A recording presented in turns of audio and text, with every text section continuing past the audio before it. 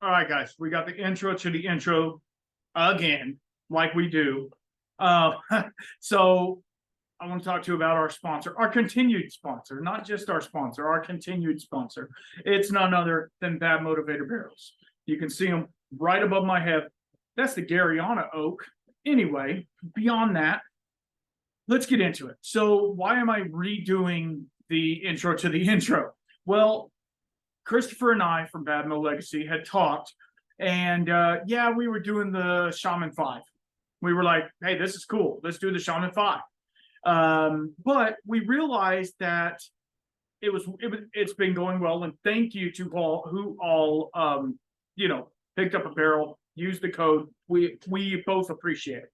It gives us a good kind of diagram of who's wanting a barrel and who's not. And thank you for everybody who came and chimed in on the giveaway. It was amazing. We had a good turnout for that as well. And no, I haven't lost my hair yet. Haven't started treatment, so haven't lost no hair. Soon, it's coming. One of the things we decided is we're going to do a affiliate link. And so what the affiliate link does is it basically, you click on the link, it tells Ben, rest in peace, brother. It tells Chris, it tells him that somebody from the podcast is going to the website, and it knows to ding that. And so, like, I get a little bit off of it, but yet he doesn't lose any money on it. Does that make sense? So it's just like the affiliate links from Amazon and stuff like that. Only this is supporting a local company, not local to me, but local, American company. As you well know, Bad Mo makes amazing barrels, small barrels for craft guys, for home distillers, for whoever. I use them. I like to take new make from a local distillery, Andalusia mostly. Anyway, and I take them, put them in there. Like that one is some rum. Yeah. I'm not just whiskey. I like a little rum too. It's a special project. We'll talk about that later. Anyway, so you get some White Dog, some new make, throw it in there, let it sit for a while, and you have some whiskey, you have some rum, you have some brandy, whatever you want to do. You throw it in there, you're going to get a cool outcome. So think about a Bad Motivator. Go to badmotivatorbarrels.com. That's going to be the link. It'll have an affiliate thing at the end of it. You'll click the affiliate link. I'm going to have it on every podcast. I'm going to try and have it on every post I do if I can manage that. And then you just click on that. It'll take you to the website. You buy a barrel. I get a ding. Christopher gets a ding. Winner, chicken dinner. So, again, thank you guys all for the support, and enjoy the podcast, because it's a banger. It is.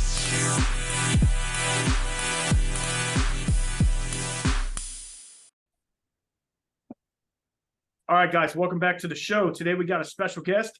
We have Tim from Shire Distilling, and we're going to talk about basically what they're all about, the stuff that they're doing. And we just moved, so we might have to have a two-part here because we're running a little tight on time. So we're trying to make it work for everybody. So that's how it is. So here, without further ado, here's Tim. How's it going, man? How's it going, Randall? Thank you for having me on, first of all. No problem. One of the reasons I wanted to bring you on was because I know you guys are fairly new. I'm not going to say fairly new, but fairly new to the Texas whiskey game. And I kind of wanted to get a little bit of your personal background and also your business, your distillery's background. So if you want to start there, that'd be a great, and also plug any of your socials and stuff like that, so that people can find you when they want to. Need a drink. Yeah, it's fine. Good. No, I just took a no, it's all good. Man, we're just loading barrels in a truck, so it was chaotic. I come in here all drenched in sweat. I took a quick bird bath, and now here I am on the camera. There you go. But yeah, you can't choose the weather. No, you I'm can't. Happy we're getting rain down here, man. It's been hot and dry lately, but don't want to get too off topic. No. About us, I'm Tim Raines. I'm the VP of operations and one of the co-founders of Shire Distilling. So I handle all the operation side of things. I do the mashing, fermenting, distilling, and try and make sure everything operational wise in regard to bottling, logistics, all that's going smooth. So I'm one of the co-owners. My father, George, he's one of the co-owners as well. And then my mother, Lynn, is also a co-owner. The three of us, we started this distillery out, family owned and operated distillery. So Sweet.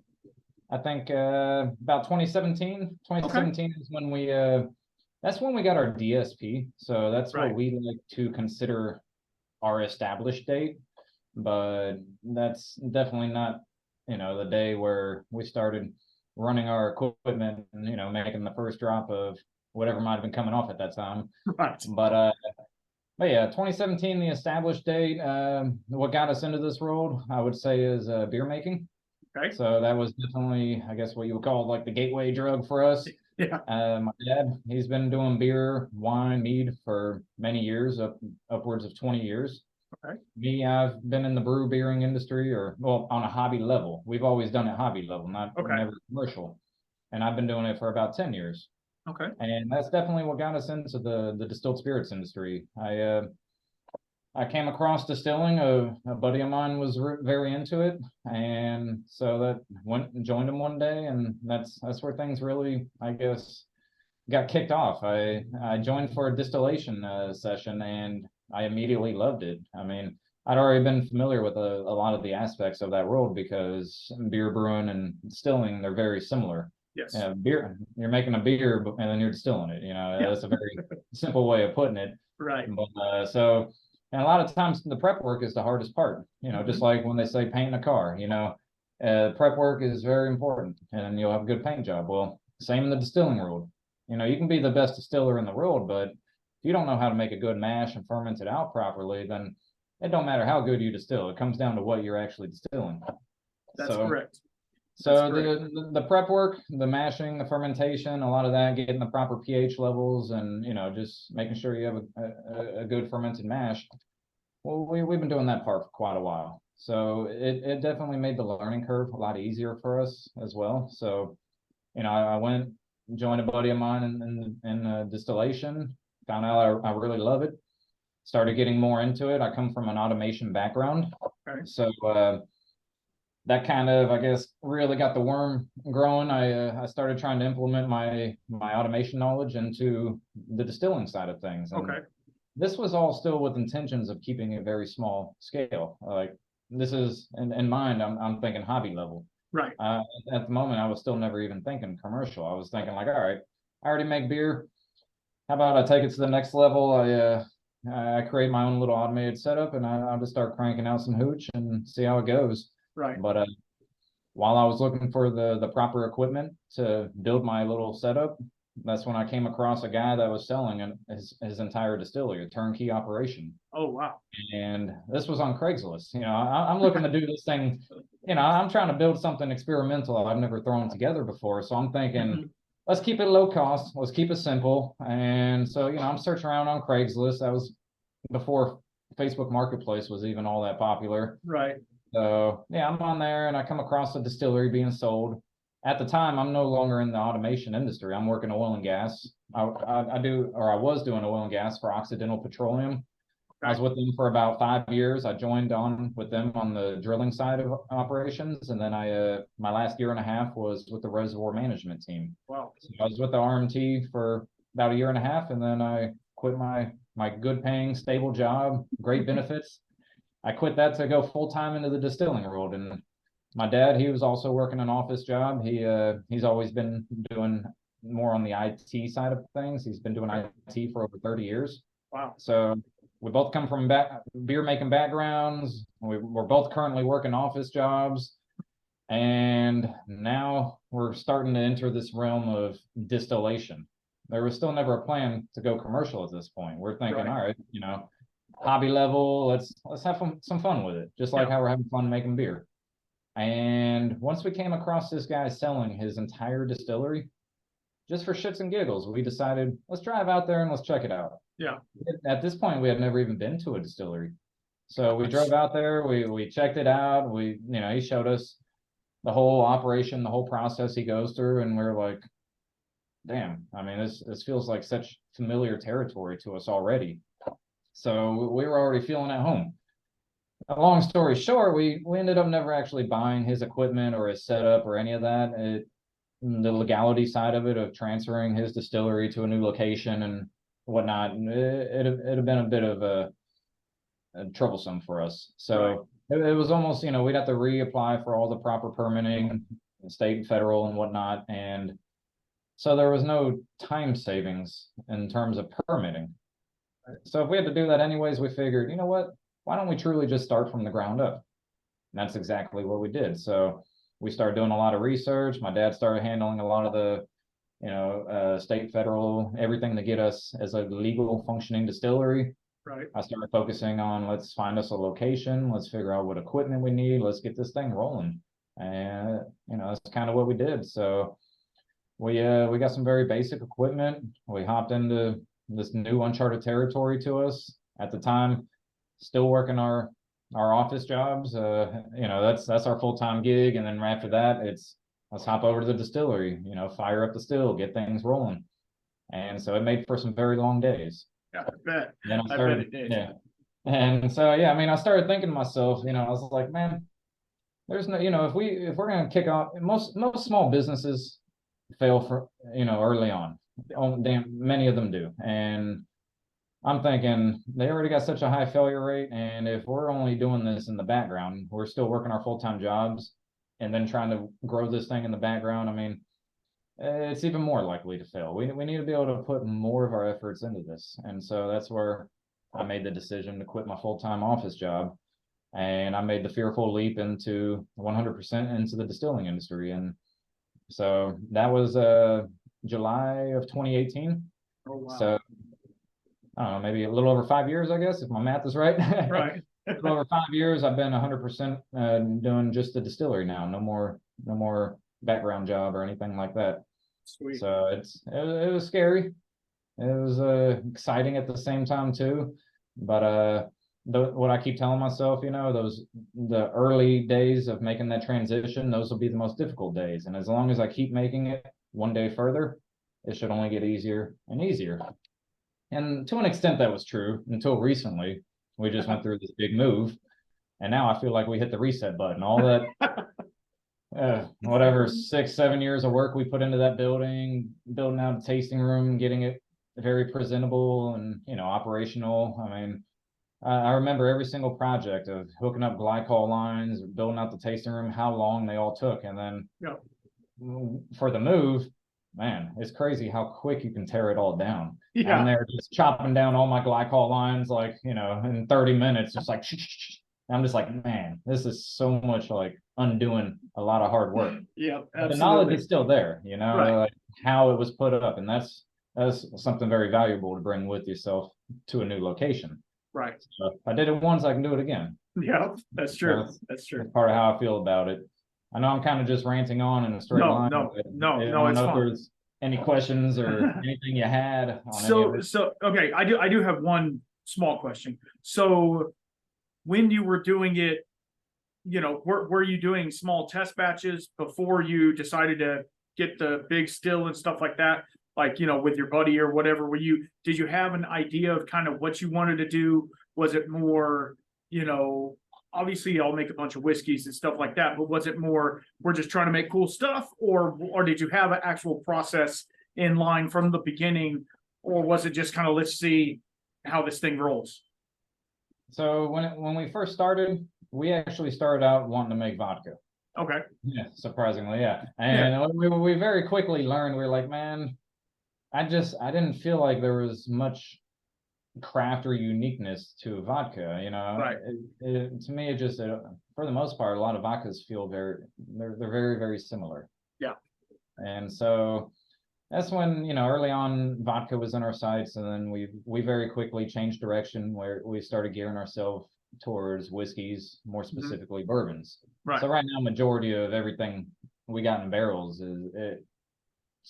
I'd say 90+% of it is all bourbons. Okay. We do got some corn whiskey sitting in second use barrels. Okay. Aside from the corn whiskeys, we probably got I think about 9 barrels of corn whiskey. None of those have ever even been released yet. But Oh, aside wow. from that, it's all bourbons. And yeah, so bourbon was the big focus. Now, as time goes on, I'm definitely wanting to start. I want to build a stable foundation first. Now I do. Well, once we get our equipment set back up again. Right now, man, when we jumped into this building, right now it's pretty sad, man. All our tanks and everything, they're just sitting on the back patio. They're Oh, not even gosh. in the building because right now it's just like y'all are gonna get in the way. Yeah. We're trying. We get our bottling line operational. We want to get. We kind of hit the ground running over here. And so we're trying to keep as much stuff out of the way that we know we're not going to be using this very moment. Right. But hopefully we'll get the tank set up sooner than later. We don't even have an operating tasting room just yet. Yeah. So stage one was let's get bottling operations kicked off and going ASAP. Stage two, that's getting the tasting room up and going. We're hoping that'll be sooner than later. We were targeting November 1st, but that's going to be completely off.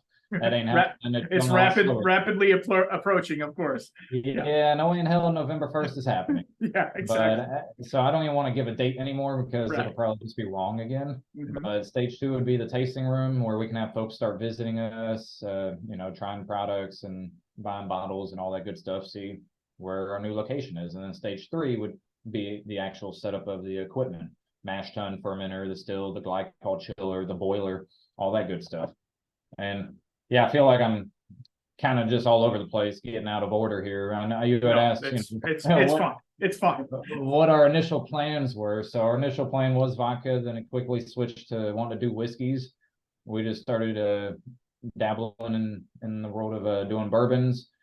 And a lot of it was just kind of experimental, learn as we go. We also did go to some big distilleries and do training with them. So we started out as Shire Distilling. We started on a 50-gallon, like a little copper pot still, basically, and it's a pot still with a thumper and then the condenser. Very basic little copper setup. And that's what we started out, and right out the gate, man, we were running all our operations on it. And then we started realizing we need something bigger. And so as we were doing our digging for larger equipment, that's where we also started visiting a lot of distilleries to see what what equipment they have, how they're running it, how their operation is going. And we'd tell them, we'd be 100% transparent with them. We started up a little distillery in Texas. We're tiny, 50-gallon still. We're looking to grow. We want to just come check the place out. Can we, send some of these distilleries, one specifically up in Virginia. They were awesome. They let us spend a week or two with them. We got to wake up, go in with the distiller in the morning, and straight up just run operations, but on a much larger scale. And so tons of knowledge from that experience there. They were running multiple stills at the same time, all different sizes. I think there was like a 2,000 gallon, a 1,000, a 500, and then a 300. And they'd fire all 4 stills up and run them all simultaneously.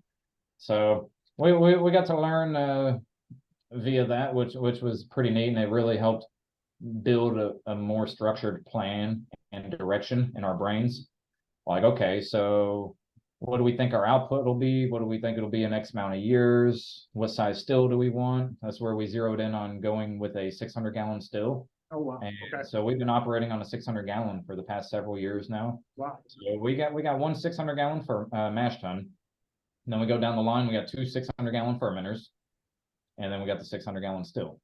So kind of the way we do things, our operations in cycles, where we'll make a mash, we'll pump it over the fermenter. Next day we make a mash, put it in the second fermenter. And then the third day we'll actually make a mash and we'll ferment inside the mash tun. Oh, wow. So we got cooling and heating routed to the jacket of our mash tun. Okay. So the mash tun does cooling and heating. The fermenters only do cooling, and then the still only does heating. So we'll have 3 600-gallon fermentations all going on at the same time. And then, of course, the first one will finish first. We pump it over to the still and we strip it. Second one finishes the next day, we strip it, and so forth. So we strip all 3 of them. And that gives us enough low wines where we can charge our 600-gallon still, and have a nice, healthy spirit run. Sweet. So that's kind of how how our equipment is set up now. In the future, we'd like to get another still, a bigger one that we would only use for stripping. We'd also like to get more fermentation vessels so we can actually have more fermentations going on at the same time, and so forth. A bigger mash tun would be nice, man. More room and bigger equipment, Yeah, it's the same thing damn near anyone wants. Yeah, I'm just absolutely. preaching to the choir here. Yeah, exactly. And it's kind of funny you say that. I just today went to Andalusia Whiskey, and I hadn't seen their new setup. They got a new stripping still and a bunch of new fermenters and stuff like that. So like they're running nonstop. They're just running as soon as they can mash in, they're pumping it, and then they do the same thing. They have like 3 or 4, I don't know, it might be 1,500 gallon fermenters, and they're pumping them to the stripping still, but they still have that 250, I think it's 250 gallon finishing still. And they just pump it into there, and it makes enough for 1 barrel. Well, yeah, it's like you're saying, you're just kind of just it's like Legos, you're just adding onto it until you get to where you're like, okay, I think this is good for a little bit. Then you like recruit some more money and do some more. It's crazy. Yeah, it's how really it is, man. Yeah, you just keep adding on. You keep trying to optimize the operation as well. That's what I come from, the automation background. I'm trying to make everything optimized and running as efficiently as possible, because at the end of the day, it'll save time and it'll save cost. As long as we can do it where we're not sacrificing quality, that's the goal there. So if there's something that normally would take us 5 days, 6 days to accomplish, now we can start knocking out in maybe 3 or 4. I mean, that adds up over time. So quick question. I know we don't have a whole lot of time, but like on your fermentations, about how long are they lasting normally on a normal fermentation? We're sitting in there for upwards of 7 days. Okay. So that now it definitely isn't taking the full 7 days for the most part. What we're doing is we notice in 4 to 5 days fermentation finishes, and then we'll let it sit for a few extra days, try and let it sour a little bit, not too much, and then from there, boom, we're hopping over to the still. Okay. And you say you're mainly on your whiskey side, you're mainly doing bourbon, is that correct? Yeah, majority of everything is bourbon, but they're not all the same mash bills. Let me put it that way. I mean, so we actually, let's see, we do got some, I did forget about the rye whiskeys also. We do got some very high content rye whiskeys. They're roughly 82% rye. Okay. And so those obviously are not bourbons, but those and the corn whiskeys I think are the only non-bourbons we have. But we got some, we've experimented around with a lot of different mash bills. Right now they're in the aging stages right now. We got some 4 grain aging out. We got some different corn, rye, barley mash bills that are aging out. We got different. We do got some higher rye content that are still bourbons, and then of course we got the very high rye content rye whiskeys. We got the corn. We got a wheated bourbon that's aging. So we got some stuff in the works, man. I can't spill all the surprises. Oh no. We'll save that for the next one. We do some fun stuff. We always trying to experiment around with finishes as well. So like one that was a big hit was our Percheron. Percheron is a toasted French oak finish, and so that's something we've been doing for several years, and that's remained one of our top sellers as well. Yes. Yeah, and especially for me, especially that cast strength one. Oh man, that one blew my socks off, because, and of course I was only able to try a sample at like the Whiskey Fest or whatever. So it's one of those things, because I've been looking for your guys' bottles on the shelf, and of course can't find it. I might have seen one in passing, maybe at a Total Wine, but I'm not certain. And of course I'm not too far away from you, probably about 5 hours or so. But yeah, I don't think it even makes it up this high. I guess it gets bought out before it gets to where I'm at. But well, that Percheron cast strength, that one never goes on shelves. That's only that's a distillery only. And well, that's probably why. On average, we've only done 2 releases of it, and we do a barrel per year basically. Release of that. That might scale up in the near future, but for now we've been keeping it at just 1 barrel per year. And yeah, so that's always been more of a limited distillery release only. Right. But yeah. Awesome. No. And like I said, I won't keep you, and we will definitely have to do part 2 to where we can get more into the process and the future of, now that y'all are working on expansion, I'd like to see even if you want to walk around and show us your still and stuff like that, that would be a cool little side. And maybe, depending, my viewers know that I'm going through some health stuff right now, so hopefully in the very near future I can get over there and maybe we can do a live and kind of do a walkthrough on everything. But that's Lord willing, of course, and all this. But yeah, go ahead and give us any socials that you want to promote. And I know you don't have a tasting room, but if you want to, get people over to when it's open, get people over there. Obviously your website and stuff like that. Go ahead and give us all that. Yeah, we just got shiredistilling.com. That's our website. Shire Distilling we're on social media like Facebook and Instagram as well. Okay. I think I don't go on social media much. I think it's just Shire Distilling Co. I think it is. I think it is. But yeah, you search it up and you'll see the horse logo. You'll see that horse. And if you see that horse, it's us. But yeah, you can find us on our website and social media. And then yeah, definitely once we get things a little more set up here, you're more than welcome to come out. Right now, it's not much to see. I mean, like I said, a lot of our tanks are on the back patio. Yeah. Our still is not even together. I mean, the column is taken down and separated. The helmet and the copper helmet that goes on top of the still is pulled off as well.